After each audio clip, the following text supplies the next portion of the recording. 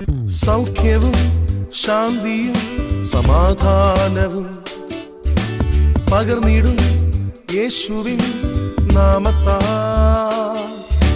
Bible today, Bible today, Bible today, Bible today, Bible today, Bible today. ശാപത്തെ നീക്കിടും യേശുവിൻ രക്തത്താൽ. പാപത്തെ മായ്ക്കും പാവന സ്നേഹം നൽകിടും. ശിക്ഷയെ മാറ്റിടും നിത്യരക്ഷയെ നൽകിടും. മരണത്തെ നീക്കിടും നിത്യജീവനെ നൽകിടും. നിരാശയെ നീക്കിടും കാൽവരിയാകത്താ. യേശുവിൻ നാമത്താൽ.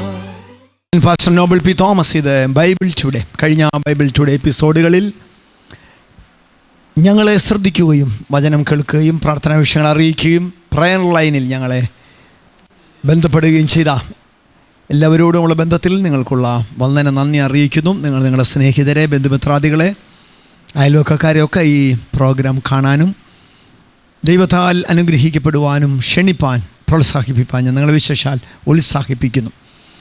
ലോകമെമ്പാടുമുള്ള രാജ്യങ്ങളിൽ നിന്നുള്ള ദൈവമക്കൾ ഈ ബൈബിൾ ടുഡേ പ്രോഗ്രാം ശ്രദ്ധിക്കുകയും വളരെ അനുഗ്രഹിക്കപ്പെട്ട നല്ല പ്രതികരണങ്ങൾ ഞങ്ങൾക്ക് ലഭിക്കുകയും ചെയ്യുന്നു. ഈ ശുശ്രൂഷയെ ഓർത്ത് നിങ്ങൾ പ്രാർത്ഥിക്കണം. ഞങ്ങളെ ഫോണിലൂടെ കോൺടാക്റ്റ് ചെയ്യുന്ന നിങ്ങളെല്ലാവർക്കും വേണ്ടി ഞങ്ങളും പ്രാർത്ഥിക്കുന്നു. കഴിഞ്ഞ ആഴ്ചയിൽ നാം ആരംഭിക്കുകയും ഈ ആഴ്ച തുടരാമെന്ന് ഞാൻ വാക്ക് നൽകുകയും ചെയ്ത മത്തായിയുടെ സുവിശേഷം 16-ാം അധ്യായം അതിൻ്റെ 13 മുതലുള്ള വാക്യങ്ങൾ ഞാൻ ഇപ്പോൾ വായിക്കുന്നു. Gospel of Matthew chapter 16 verses from 13. യേശു ഫിലിപ്പിൻ്റെ കൈസരുടെ പ്രദേശത്തെത്തിയ ശേഷം തൻ്റെ ശിഷ്യന്മാരോട് ജനങ്ങൾ മനുഷ്യപുത്രനെ ആരെന്ന് പറയുന്നു എന്ന് ചോദിച്ചു. ചിലർ യോഹന്നാൻ സ്നാപകനെന്നും മറ്റു ചിലർ ഏലിയാവെന്നും വേറെ ചിലർ ഇരമ്യാവോ പ്രവാചകന്മാരിൽ ഒരുത്തനോ എന്നും പറയുന്നു എന്ന് അവർ പറഞ്ഞു. നിങ്ങളെ എന്നെ ആരെന്ന് പറയുന്നു എന്ന് യേശു ചോദിച്ചതിന് ശീമോൻ പത്രോസ്, നീ ജീവനുള്ള ദൈവത്തിൻ്റെ പുത്രനായ ക്രിസ്തു എന്ന് ഉത്തരം പറഞ്ഞു. യേശു അവനോട്, ബർയോന ശിമോനെ, നീ ഭാഗ്യവാൻ, ജഡരക്തങ്ങളല്ല സ്വർഗസ്ഥനായ എൻ്റെ പിതാവത്രേ നിനക്കിത് വെളിപ്പെടുത്തിയത്.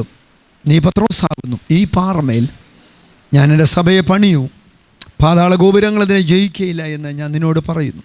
സ്വർഗരാജ്യത്തിൻ്റെ താക്കോൽ ഞാൻ നിനക്ക് തരുന്നു. നീ ഭൂമിയിൽ കെട്ടുന്നതൊക്കെയും സ്വർഗത്തിൽ കെട്ടപ്പെട്ടിരിക്കും, നീ ഭൂമിയിൽ അഴിക്കുന്നതൊക്കെയും സ്വർഗത്തിൽ അഴിഞ്ഞിരിക്കും എന്ന് ഉത്തരം പറഞ്ഞു.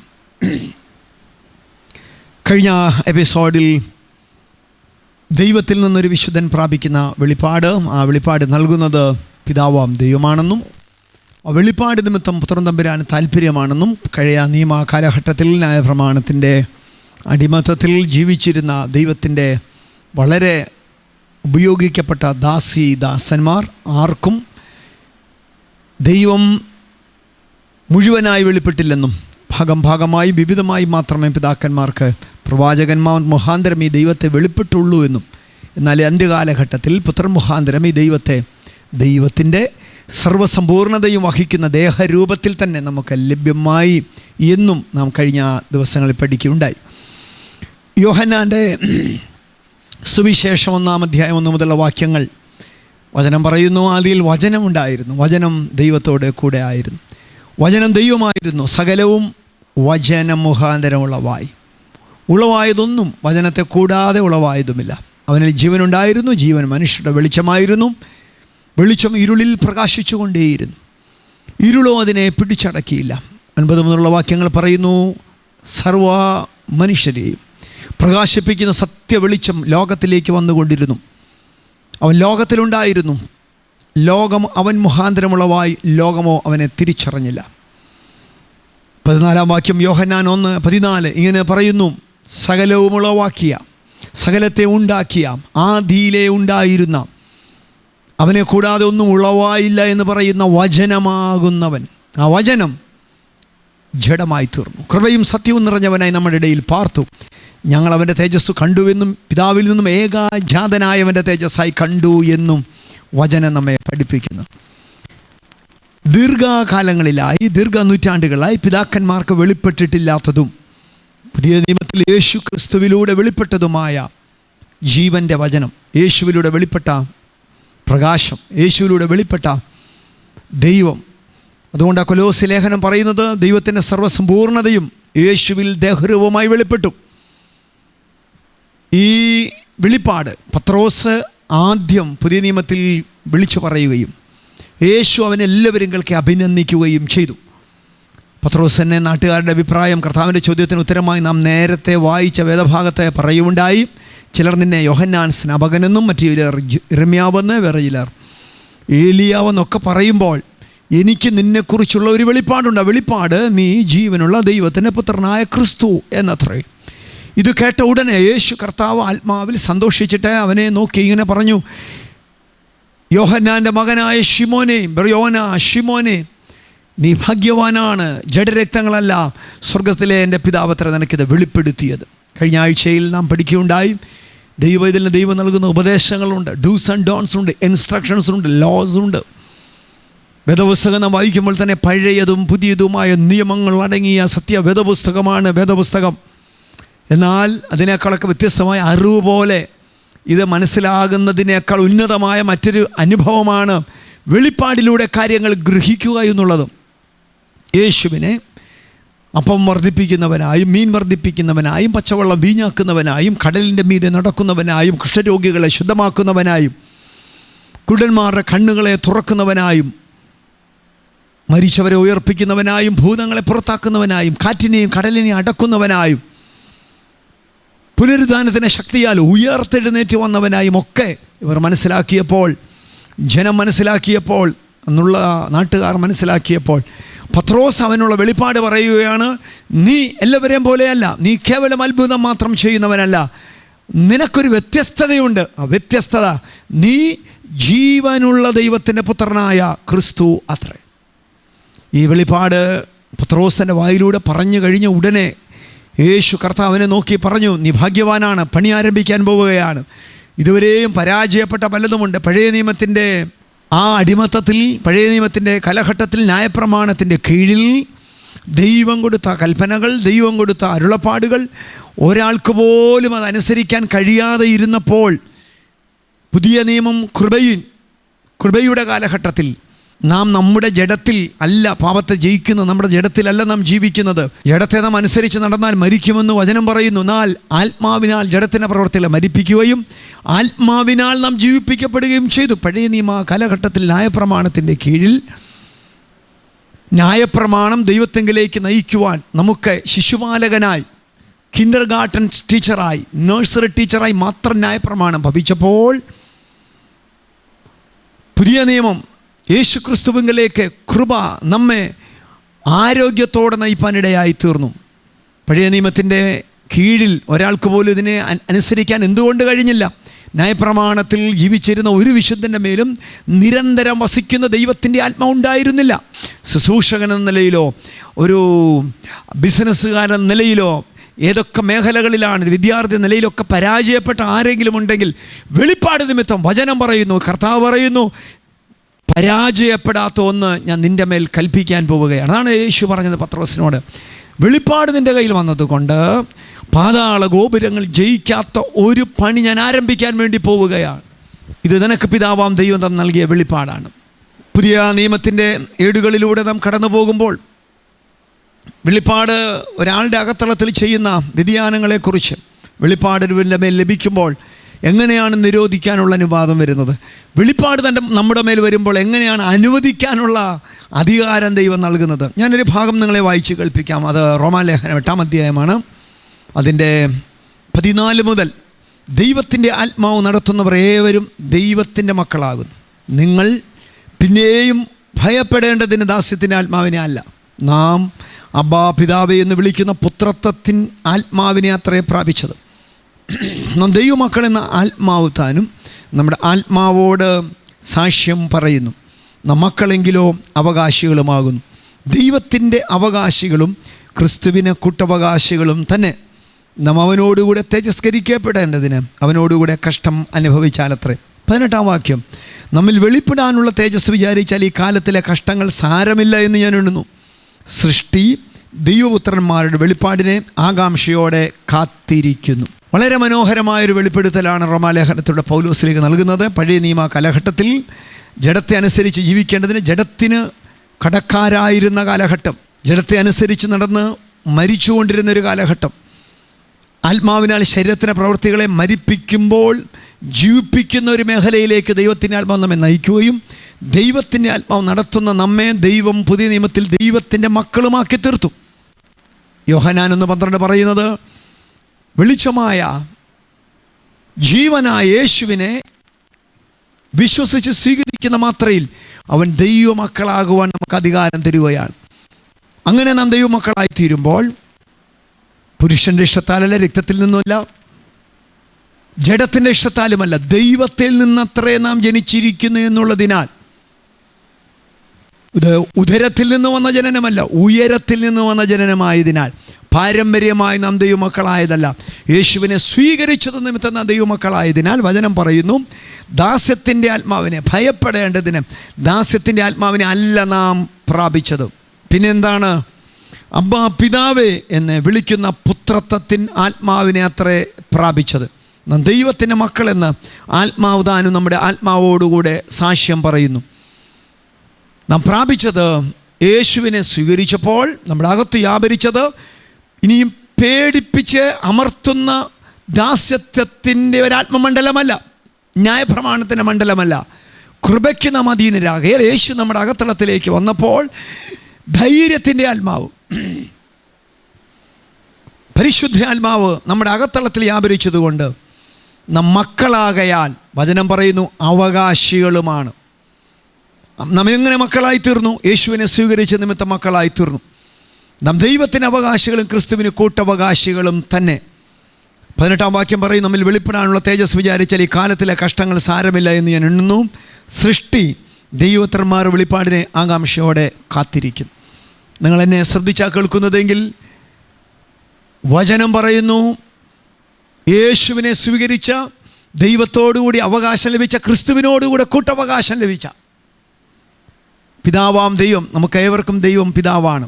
എബ്രായ ലേഖനം 10 അതുകൊണ്ടാണ് പറയുന്നത്, സകലത്തിലും ലാക്കും സകലത്തിലും കാരണഭൂതനുമായവൻ അനേകം പുത്രന്മാരെ തേജസ്സിലേക്ക് നടത്തുമ്പോൾ നമ്മുടെ രക്ഷാനായകനായ കർത്താവിനെ കഷ്ടാനുഭവങ്ങളാൽ തികഞ്ഞവനാക്കുന്നത് യുക്തമായിരുന്നു.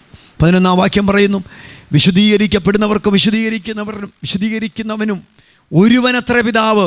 അതുകൊണ്ട് വിശുദ്ധീകരിച്ച യേശു കർത്താവ് നമ്മെ, വിശുദ്ധീകരിക്കപ്പെട്ട നമ്മളെ സഹോദരന്മാരെന്ന് വിളിക്കാൻ ലജ്ജിച്ചില്ല. ദൈവമക്കളെ, എൻ്റെ ജീവിതത്തിൽ എന്നെ സന്തോഷിപ്പിക്കുകയും ദീർഘ മണിക്കൂറുകൾ എന്നെ ആനന്ദത്തിലാക്കുകയും ചെയ്ത ദൈവവചന വെളിപ്പാടാണത്. എനിക്ക് ആരുമില്ല, എൻ്റെ അപ്പനില്ല, അമ്മയില്ല, എന്നെ സഹായിക്കാൻ ജീവിതത്തിൽ ആരുമില്ല, ഞാൻ ഒറ്റയാണ്, ഏകനാണ് എന്നൊക്കെ പറയുന്ന ദൈവമക്കളോടുള്ള ബന്ധത്തിൽ യേശുവിനെ നാം സ്വീകരിച്ചപ്പോൾ നമ്മുടെ പിതൃത്വം തന്നെ മാറി. യഥാർത്ഥത്തിൽ വീണ്ടും ജനനം പ്രാപിച്ച ഒരു ദൈവവൈതലിന് 3 അപ്പന്മാരുണ്ട്.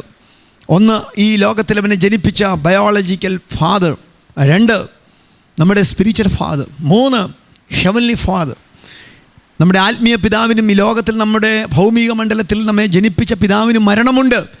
ആത്മീയ പിതാവിന് ഒരിക്കലും മരണമില്ല. ആ പിതാവിനെ നമുക്കങ്ങനെ സ്വന്തമാക്കാൻ കഴിഞ്ഞു. എല്ലാവരുടെയും മുമ്പിൽ ഈ വലിയ ദൈവം മാത്രമായിരിക്കുമ്പോൾ നാം സമ്മതിച്ചാലുമില്ലെങ്കിലും സൂര്യനെ ഉണ്ടാക്കിയത്, ചന്ദ്രനെ സൃഷ്ടിച്ചത്, ഈ ഭൂമിക്ക് മുഴുവൻ, ഇന്ത്യക്ക്, ലോകത്തിലുള്ള സകലതിനും ഈ ദൈവമാണ്.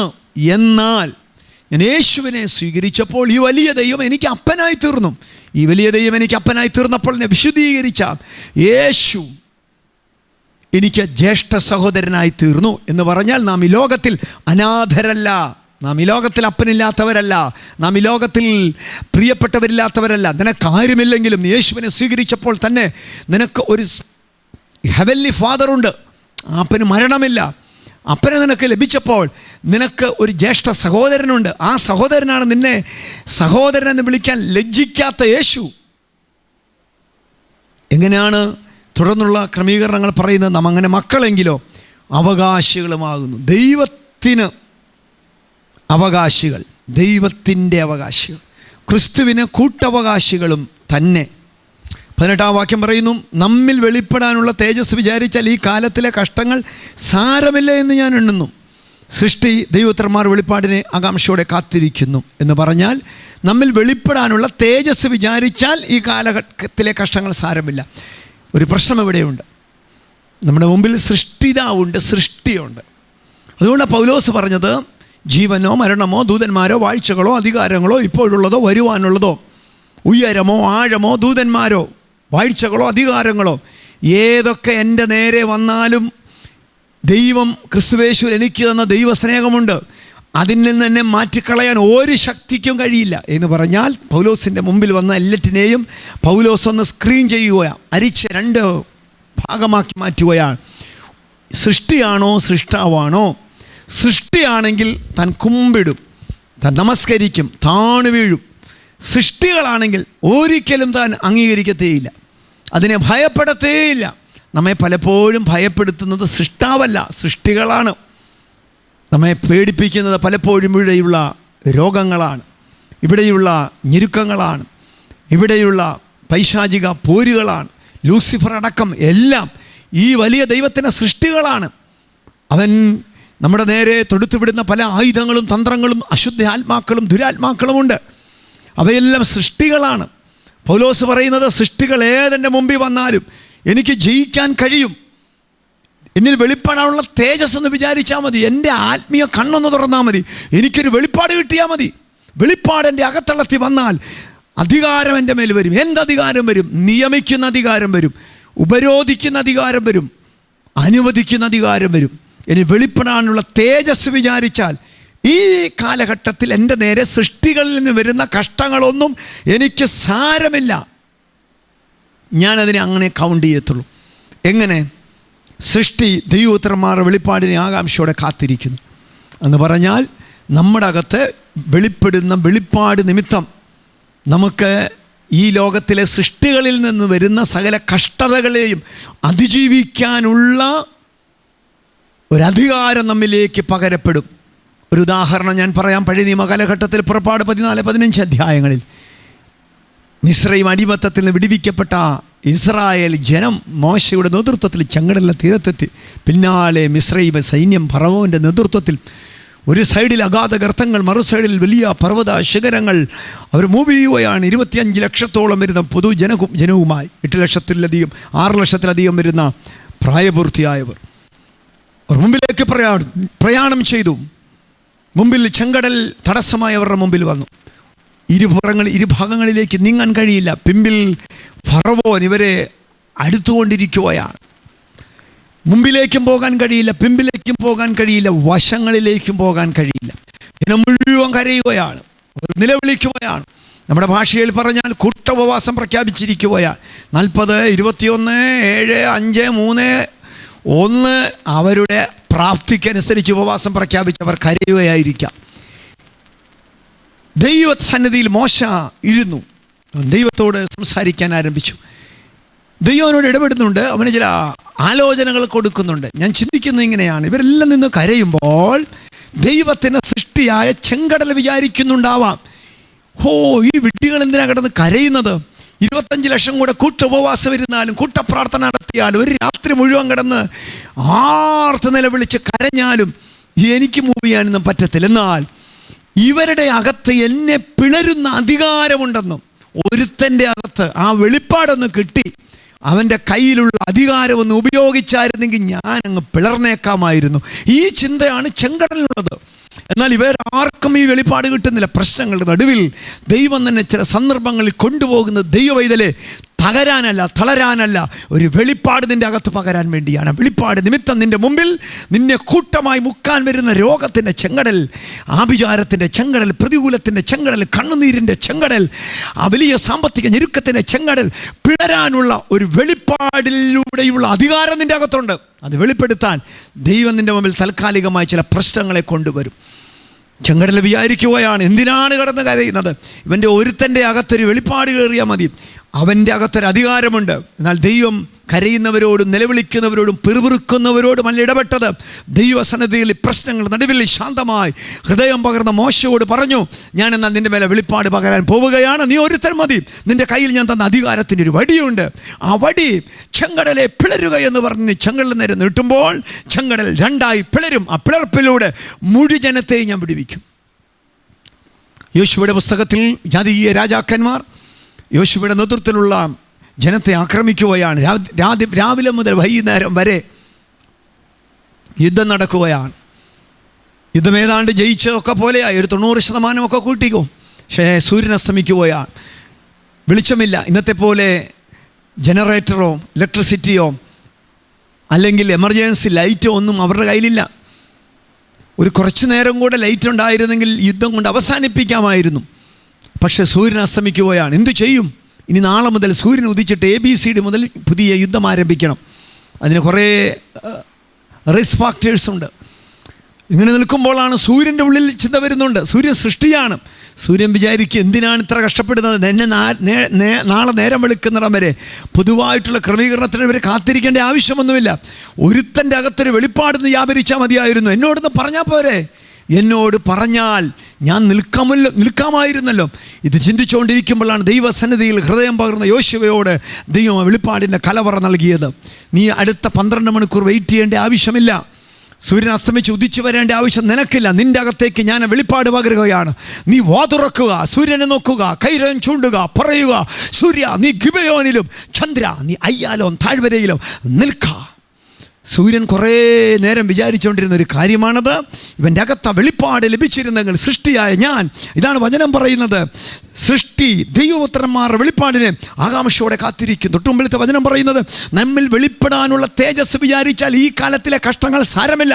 ക്യാൻസറായാലും ട്യൂമറായാലും അൾസറായാലും ഏത് രോഗബന്ധനമായാലും മെഡിക്കൽ സയൻസ് പരാജയപ്പെട്ടതായാലും വൈദ്യന്മാർ കൈമലർത്തി കാണിച്ചതായാലും മരുന്നുകൾ തോറ്റ സ്ഥലമാണെങ്കിലും ആമേൻ, രോഗത്തിന് ദുരാത്മാവ് ചിന്തിക്കുകയാണ്, ഇവൻ്റെ അകത്തളത്തിലൊരു അധികാരമുണ്ടല്ലോ, ഇവൻ്റെ അകത്ത വെളിപ്പാട് വ്യാപരിച്ചാൽ മതി, പറഞ്ഞാൽ മതി, ഞാനങ്ങ് പോയേക്കാമായിരുന്നു. ദൈവമക്കളെ, ഇത് നടന്ന ഒരു കാര്യമാണെന്ന് എനിക്കറിയില്ല. കേരളത്തിൽ ഒരു ഭാഗത്ത് ഒരു പ്രാർത്ഥനയിൽ ഒരു മനുഷ്യനിലൂടെ ഒരു ദുരാത്മാവ്, അശുദ്ധാത്മാവ് പൊസസ് ചെയ്യുകയുണ്ടായി. ആ ദുരാത്മാവ് മനുഷ്യരുടെ പൊസസ്സിലായി വിക്രിയകൾ ഒക്കെ കാണിക്കാൻ തുടങ്ങിയപ്പോൾ ആ ദുരാത്മാവിനെ ശാസിക്കാൻ വേണ്ടി ഒരു കൂട്ടം ദൈവമക്കൾ അങ്ങോട്ട് ചെന്നു. ഇത് ഒരു സംഭവമാണോ അല്ലെങ്കിൽ ഒരു ഭാവനയാണോ എന്ന് എനിക്കറിയില്ല. ഈ പിശാച് അവൻ്റെ അഭ്യാസങ്ങളൊക്കെ കാണിക്കാനും ശബ്ദമുണ്ടാക്കാനും ആളുകളുടെ ശ്രദ്ധയൊക്കെ മാറ്റാനും ശ്രമിച്ചപ്പോൾ ഈ ദേവദാസൻ ചെന്ന് യേശുവിൻ്റെ നാമത്തിൽ ദുഷ്ടപിശാച് വിട്ടുപോ എന്ന അധികാരത്തോടെ കൽപ്പിച്ചു. പിശാച് ഈ മനുഷ്യനെ വിട്ടുപോയി. പോകുന്ന പോക്കിൽ അവൻ പറയുകയാണ്, എന്നോട് ആരും ഇതുവരെ പറഞ്ഞില്ല എന്നോട് പോകാൻ, അതുകൊണ്ടാണ് ഞാൻ പോകാഞ്ഞേ എന്ന് പറഞ്ഞാൽ ഇന്നലെ പറഞ്ഞാൽ ഇന്നലെ പോയേനെ. ഇതെങ്ങനെ ഈ ദൈവദാസനെ അവൻ വെളിപ്പാട് ലഭിച്ചു. മത്തായിയുടെ സുവിശേഷം 28-ാം അധ്യായം 18-19 മുതലുള്ള വാക്യങ്ങൾ, സ്വർഗത്തിലും ഭൂമിയിലും സകല അധികാരം എനിക്ക് നൽകപ്പെട്ടിരിക്കുന്നു, ആകയാൽ നിങ്ങൾ പുറപ്പെടുക, പിതാവിൻ്റെയും പുത്രൻ്റെയും പരിശുദ്ധാത്മാവിൻ്റെയും നാമത്തിൽ സ്നാനം കഴിപ്പിക്കുക, ഞാൻ നിങ്ങളോട് കൽപ്പിച്ചതൊക്കെയും പ്രമാണിപ്പാൻ തക്കവണ്ണം ഉപദേശിച്ചും കൊണ്ടും സകല ജാതികളെയും ശിഷ്യരാക്കി കൊള്ളുക, ഞാനോ ലോകാവസാനത്തോളം എല്ലാ നാളും നിങ്ങളോട് കൂടെ ഇരിക്കും. എൻ്റെ ദൈവവൈതലേ, ഇന്ന് പകലിൽ ഈ സ്ക്രീനിന് മുമ്പിൽ ദൈവം നിന്നെ കൊണ്ടിരുത്തിയത്, എഴുന്നേറ്റ് പോകരുത്. ഒരു വലിയ മർമ്മം നിന്നോട് പറയാനുണ്ട്. നിൻ്റെ ജീവിതത്തിലാകട്ടെ, നിൻ്റെ ശരീരത്തിലാകട്ടെ, നിൻ്റെ കുടുംബത്തിലാകട്ടെ, തലമുറയിലാകട്ടെ, ഭൗമിക മാനസിക സാമ്പത്തിക ആത്മമണ്ഡലങ്ങളിലാവട്ടെ, ഇപ്പോൾ മുതൽ ദൈവവചനത്തിൻ്റെ അധികാരം നിന്നെ പഠിപ്പിക്കുന്നു. ദൈവവചനത്തിൻ്റെ വെളിപ്പാട് നിൻ്റെ മേൽ ഇറങ്ങി വരുന്നു. സകല അധികാരവും ഇന്നു മുതൽ യേശുവിനാണ്. ഇതാണ് യേശുവിൻ്റെ നാമത്തിൻ്റെ വല്ലഭത്വം. ഇതാണ് യേശു ക്രിസ്തുവിൻ്റെ നാമത്തിൻ്റെ ആധികാരികത. വിശ്വസിക്കുക. പത്രോസിനോട് യേശു കർത്താവ് പറഞ്ഞത്, പിതാവ് നിനക്ക് തന്ന വെളിപ്പാട് നിമിത്തം, വെളിപ്പാട് നീ വാതുറന്ന് ഏറ്റു പറഞ്ഞ നിമിത്തം പിളരുവാനുള്ള അധികാരം, വറ്റിക്കാനുള്ള അധികാരം, തുറക്കാനുള്ള അധികാരം, നിരോധിക്കാനുള്ള അധികാരം, അനുവദിക്കാനുള്ള അധികാരം ഞാൻ നിന്റെ മേൽ പകരുകയാണ്. നീ എളിയവനെന്ന് നീ പറയരുത്. പഴയ നിയമ കാലഘട്ടത്തിൽ അങ്ങനെയൊക്കെ ഉണ്ടായിരുന്നു. ദാസ്യത്തിൻ്റെ ആത്മാവ്, പേടിപ്പിക്കുന്ന ആത്മാവ്. അയ്യോ, ഞാൻ വലിയ വിശുദ്ധനല്ല, ഞാൻ വലിയ പ്രാർത്ഥിക്കുന്നവനല്ല, എനിക്കത്ര അധികാരം പോരാ, അഭിഷേകം പോരാ, എനിക്കത്ര പ്രാർത്ഥനയും ഉപവാസവും പോരാ എന്ന് ചിന്തിപ്പിക്കുന്ന ഭയത്തിൻ്റെ ആത്മാവ്. എന്നാൽ ഇന്ന് ഈ സ്ക്രീനിന് മുമ്പിൽ ദൈവം നിങ്ങളെ കൊണ്ടെത്തിച്ച കൽപ്പിച്ചിരിക്കുന്നത് ദൈവവചനത്തിൻ്റെ ഒരധികാരം നിൻ്റെ മേൽ വെളിപ്പെടേണ്ടതിനായിട്ട് വേദപുസ്തകത്തെ നീ അറിവ് സംഭരിക്കുന്ന ഒരു വലിയ യൂണിവേഴ്സിറ്റി പോലെ കണക്കാക്കരുത്. ഇതിന് വെളിപ്പാടുകളായി കണക്കാക്കാനും സ്വീകരിക്കാനും നീ തയ്യാറായാൽ നിൻ്റെ നാവിൻ്റെ മേൽ, വാക്കുകളുടെ മേൽ അധികാരം സ്വർഗത്തിലെ ദൈവം കൽപ്പിച്ചിരിക്കും. പ്രതിസന്ധിയുടെ നടുവിലാണ് ദൈവം തൻ്റെ വചനത്തിൻ്റെ വെളിപ്പാടുകൾ തുറക്കുന്നത്.